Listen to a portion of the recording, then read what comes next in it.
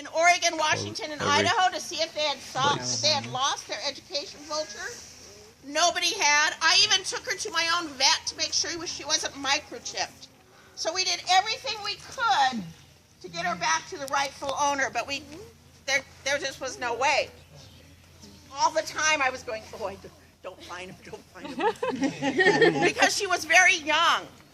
And if we know that because they don't get the red head till they're about 2 years old. She still had the gray head, so we knew she was that year's baby. And if you start training them when they're very young and you use nothing but positive reinforcement, they're going to be a really great education bird. And all of our handlers, again, who are volunteers, they do nothing negative ever to this bird. And as a result, she's great. She doesn't bite like a lot of vultures that I've worked with have in the past. So that's Ruby's story. That's why she's with us. She, of course, gets dead things to eat. Actually, all of our education birds get dead things. She gets a lot of variety, though. So any questions about Ruby? What's her name? Ruby. How old is Ruby? 8. Very good. Does she eat people? Not if you move. What is her favorite thing to eat? Usually she eats. We actually had, we did have a roadkill deer that we used with some rehab vultures to get them used to seeing animals that they might find out in the wild. But not for her. In their cage with them, yeah. They aren't weight controlled like she is. So, I forgot what was the question? Favorite food. Oh, what's her favorite food? Quail? Quail. She likes quail. Salmon. She really likes salmon. And if we get... Oh, possum. She likes possum. Yes. How do vultures keep from getting sick when they're eating rotten meat? How do vultures keep from getting sick? By eating all the rotten meats. Their digestive system is so good that bearded vultures over in Africa, they can digest a whole cow's neck vertebrae in just a couple days. They can also, vultures can also eat hantavirus infected mice and not get sick. They just have different enzymes in their bodies than we do, so that prevents them from getting sick. The deader, the better, if you're a vulture. Actually, in some areas around the world, the number of vultures is plummeting. And that's because, again, we've messed up. Farmers were using an anti-inflammatory drug on their cattle, and that was called diclofenac. And as the cattle died, the vultures would come along and do their job, which is to clean up the dead animals.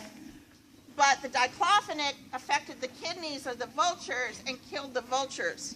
So now there's not enough scavengers in Asia and India and so forth to clean up the dead animals, and people are getting sick as a result. So even vultures are built beautifully and really important to have out there. Yes? How can you tell if it's a male or a female? How can we tell if it's a male or a female, a girl or a boy? That's easy. Yes, send a drop of blood to the lab. Otherwise, you can't tell.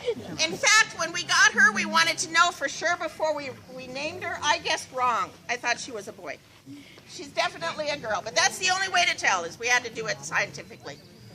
Yes? Are you finding that come across that evil companies like Monsanto make, like the BT toxins and stuff, are killing a lot of birds of prey, just like they're killing the bees, or have they not found any proof of that yet? She wants to know if the toxins that are killing the bees are also affecting the birds. To my knowledge, I don't know that they've studied that part. I have not heard about it. Okay. Yes? On the tips of their wings are these finger-like things. Is there a purpose for that? You bet. Okay. So, okay.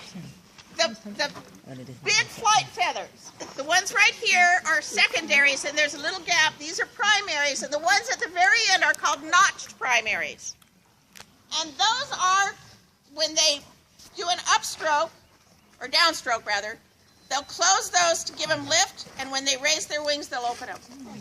So they also have what's left over of their thumb right here. You guys are an audience that I love. I never get off on these things.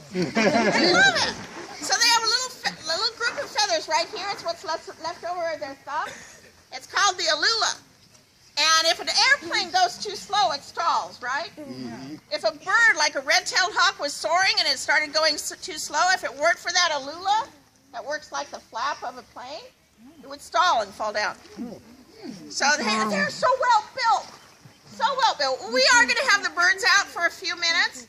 We'll kind of scatter around the perimeter. So if you want to ask the handlers anything about the birds or get any pictures or close-up views of them, I welcome you to do that. And I hope we'll be here again next year. Maybe you will too.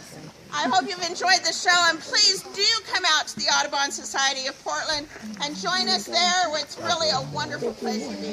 Thank you so much for inviting us again.